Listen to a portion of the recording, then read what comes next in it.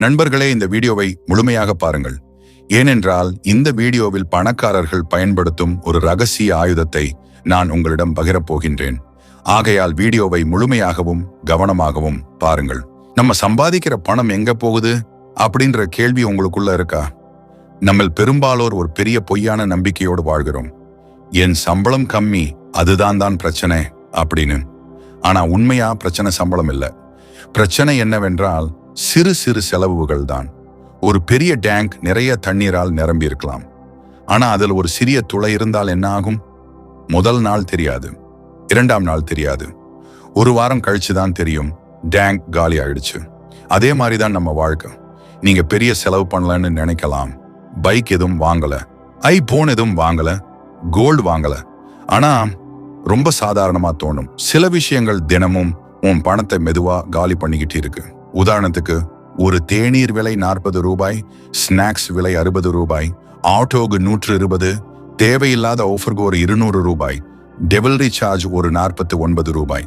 இப்படி இந்த நம்பர்ஸ் எல்லாம் தனித்தனியா பார்த்தா சின்னதா தெரியும். ஆனா சேர்ந்து பார்த்தா அதுதான் உன்னோட பாதி சம்பளத்தை சாப்பிடுது. இதுக்குத்தான் நான் சொல்றேன், முதல் விதி, உன் பண ஓட்டத்தை கவனிக்க ஆரம்பி. அடுத்த 30 நாள் உனக்கு ஒரு சல்லேஞ்ச். ஒரு சிறிய நோட்டு புத்தகம் வை அல்லது போன் நோட்ஸ் போதும். உன் கையிலிருந்து வெளியே போகும் ஒவ்வொரு ரூபாயையும் எழுதணும். ஒரு ரூபாய் கூட விட்டுடக்கூடாது. முதல் 3 நாள் சலிப்பா இருக்கும், 5வது நாள் வெட்கமா இருக்கும், 10வது நாள் அதிர்ச்சியா இருக்கும். ஏன்னா நீயே உன்னை பார்த்து கேட்ப, நான் இதுக்கு இவ்வளவு செலவு பண்ணினேனா? நினைவில் வை, பணம் போகிற இடம் 2 தான். ஒன்று தேவைக்கு, மற்றொன்று கவனக்குறைவுக்கு. தேவைக்கு செலவானது வளர்ச்சி, கவனக்குறைவுக்கு செலவானது வீழ்ச்சி. நீ செலவு எழுத ஆரம்பிச்ச உடனே உன் மூளை வேற மாதிரி வேலை செய்ய ஆரம்பிக்கும். அடுத்த தடவை 100 ரூபாய் எடுக்கும்போது உன் உள்ள ஒரு குரல் கேட்கும், இது அவசியமா? அந்த ஒரு வினாடிதான் உன்னை வாழ்க்கை மாற ஆரம்பிக்கிற தருணம். ஏழை மனநிலை என்ன சொல்றது தெரியுமா? இது சின்ன அமௌண்ட் தான். ஆனா பணக்கார மனநிலை என்ன சொல்றது தெரியுமா? சின்னதா தொடங்குறது தான் பெரியதா முடியும். நினைச்சு பார், நீ தினமும் 80 ரூபாய் வீணா செலவு பண்ணினா ஒரு மாதம் 2400 ரூபாய், ஒரு வருடம் 28,800 ரூபாய். அதுவே 5 வருடம், ஒரு பைக் டவுன் பேமெண்ட், ஒரு எமர்ஜென்சி ஃபண்ட், ஒரு ஸ்மால் இன்வெஸ்ட்மெண்ட். பிரச்சனை பணம் இல்லாம இருக்கிறது இல்ல, பிரச்சனை பணம் செலவை கவனிக்காதது. இன்னைக்கு முதல் நீ ஒரு முடிவு எடு. நான் சம்பாதிக்கும் ஒவ்வொரு ரூபாயும் என்னுடைய கட்டுப்பாட்டுல தான் இருக்கும். முதலில் கண்காணிப்பு, பிறகு கட்டுப்பாடு, பிறகு வளர்ச்சி. நினைவில் வை, கண்ணனுக்கு தெரியாத எதிரியை ஜெயிக்க முடியாது. உன் முதல் எதிரி நீ கவனிக்காத செலவுகள். அதை இன்று முதல் வெளிச்சத்துக்கு கொண்டு வா. பட்ஜெட் என்ற வார்த்தையை கேட்டாலே சிலருக்கு பயம் வரும். அது கஞ்சத்தனம் போல தோன்றும். அது வாழ்க்கையை கட்டி போடும் கட்டுப்பாடு போல தெரியும். ஆனா உண்மை என்ன தெரியுமா? பட்ஜெட் என்பது கட்டுப்பாடு அல்ல, அது ஒரு பாதுகாப்பு சுவர். ஒரு ராஜ்யம் யோசனை இல்லாம நடந்தால் என்ன ஆகும்? எங்கெல்லாம் தாக்குதல் நடக்குது தெரியாது, எங்கெல்லாம் பணம் குறையுது தெரியாது. சில நாட்கள் அந்த ராஜ்யம் சரிந்துவிடும். அதே மாதிரிதான் திட்டமில்லாமல் ஓடும் வாழ்க்கை. சம்பளம் வருகிறது, செலவுகள் நடக்கிறது, மாதம் முடிகிறது, மீண்டும் அதே சுழற்சி. முடிவில் என்ன இருக்கும்? இந்த மாதமும் எதுவும் சேமிக்க முடியல. இதுதான் காரணம். நீ பணத்துக்கு வேலை செய்கிற, ஆனா பணம் உனக்காக வேலை செய்யல.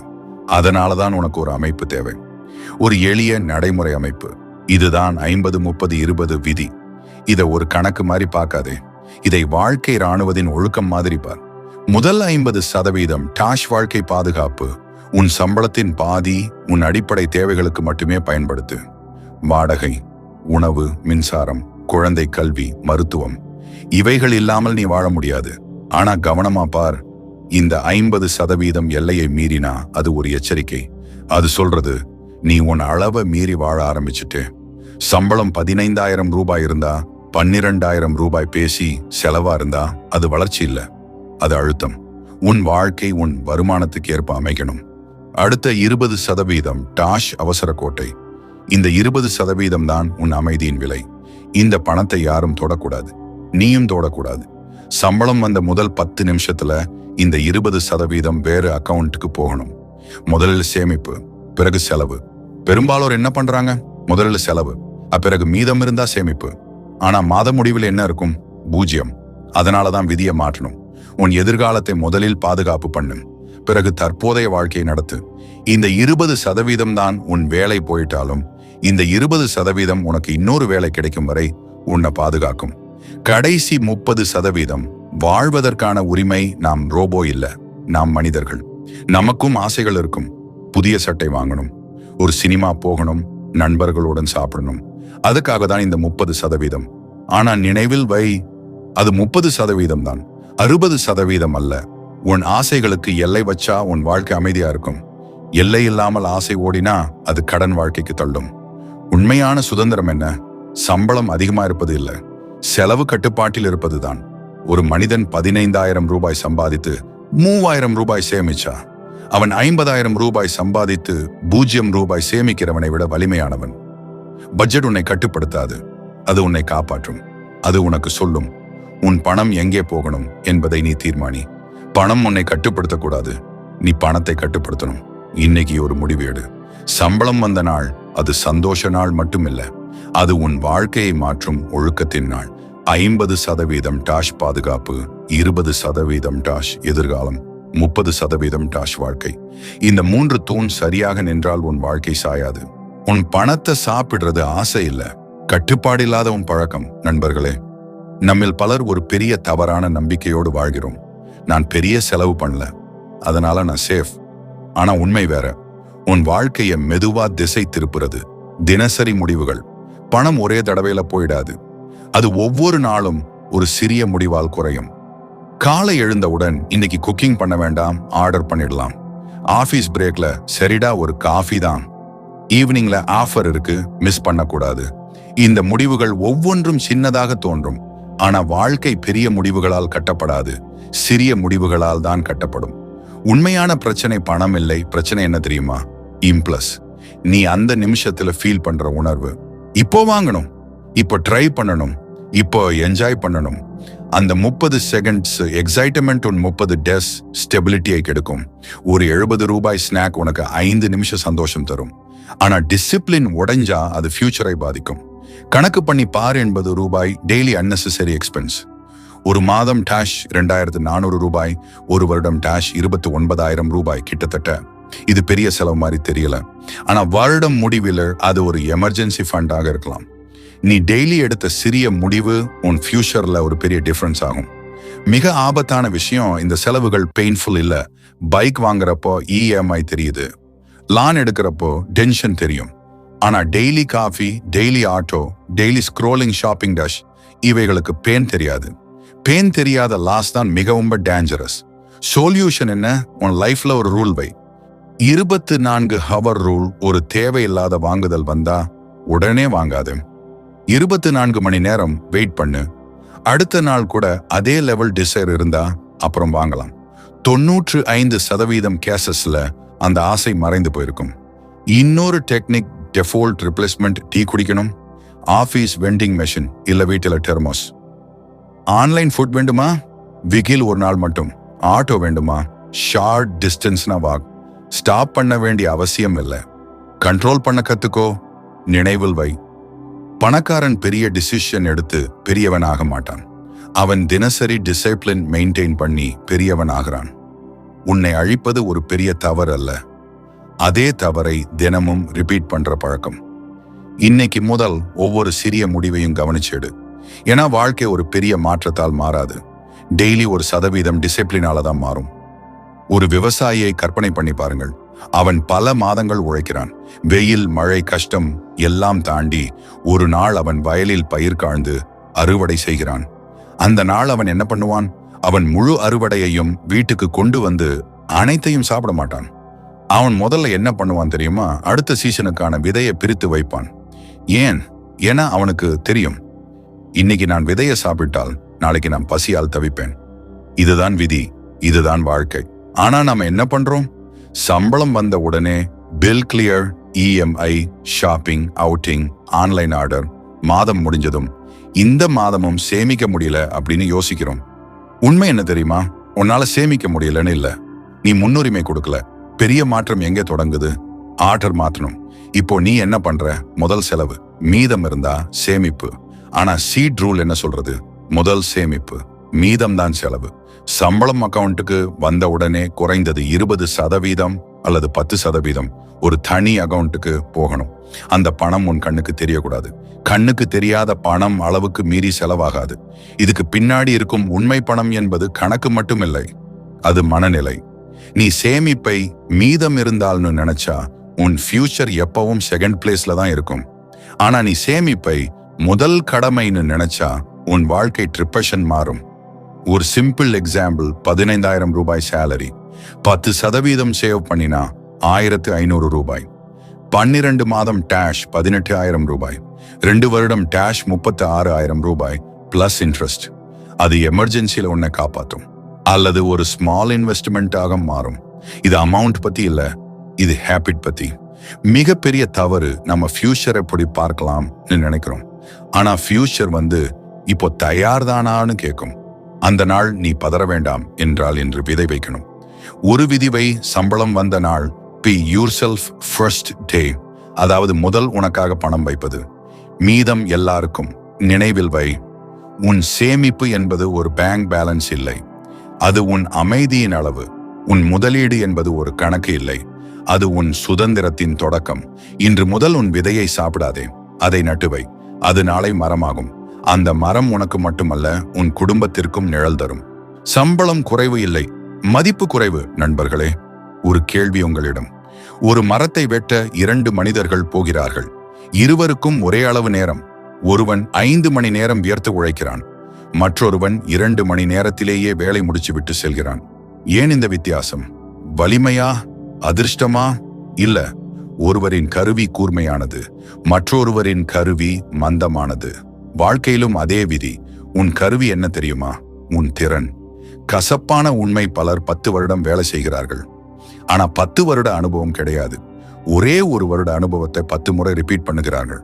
அதனாலதான் சம்பளம் வளரவில்லை. நீ தினமும் வேலைக்கு போற, சம்பளம் வாங்குற, ஆனா நீ வளர்கிறியா? ஏழை மனநிலை என்ன சொல்றது? என்னால என்ன ஆகும்? என் பேக்ரவுண்ட் இதுதான், என் சம்பளம் இவ்வளவுதான். ஆனா வளர்ச்சி மனநிலை என்ன சொல்றது? என் வேல்யூ அதிகமானா என் இன்கம் ஆட்டோமேட்டிக்கா அதிகமாகும். நினைவில் வை, நீ சம்பாதிப்பது உன் நேரத்துக்கு அல்ல, உன் திறமைக்கு. பெரிய தவறு, புதிய மொபைல் வாங்க 20,000 ரூபாய் செலவு பண்ணுவோம், ஆனா ஒரு கோர்ஸுக்கு 1000 ரூபாய் கூட செலவு பண்ண தயக்கம். என்டர்டெயின்மெண்ட்டுக்கு நேரம் இருக்கும், ஸ்கில் பில்ட் பண்ண நேரம் இல்லை. இதுதான் ஸ்டேஜினேஷன்.